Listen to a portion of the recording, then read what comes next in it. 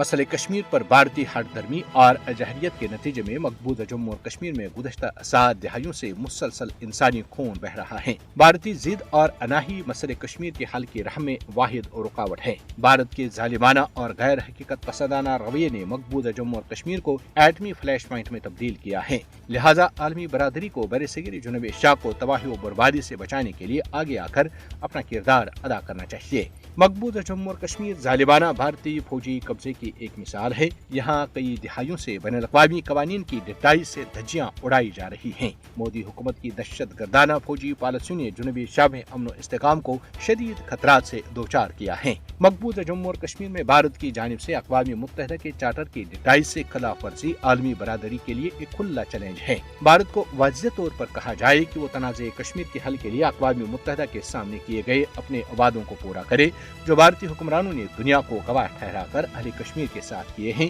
کہ انہیں آزادانہ اور غیر جانبدارانہ رائے شماری کے ذریعے اپنے مستقبل کا فیصلہ کرنے کا موقع فراہم کیا جائے گا، جو ہنوز وعدہ طلب ہیں۔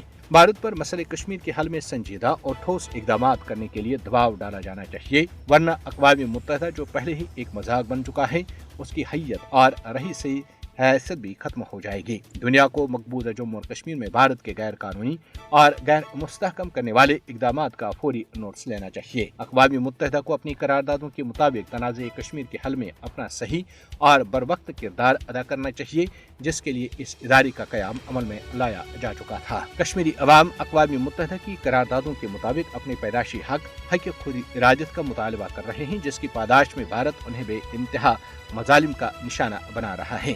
جموں اور کشمیر عالمی سطح پر تسلیم شدہ ایک متنازع خطہ ہے اور تنازع کشمیر کے اقوام متحدہ کی قراردادوں اور کشمیری عوام کی خواہشات کے مطابق حل تک خطے میں دیر پا امن ہرگز قائم نہیں ہو سکتا۔ کشمیری عوام بدترین بھارتی ریاستی دہشت گردی کے باوجود اپنی تحریک آزادی عزم و ہمت کے ساتھ آگے بڑھا رہے ہیں اور وہ شہداء کے مقدس مشن کی تکمیل تک اپنی جدوجہد جاری رکھنے کے لیے پرعزم ہیں۔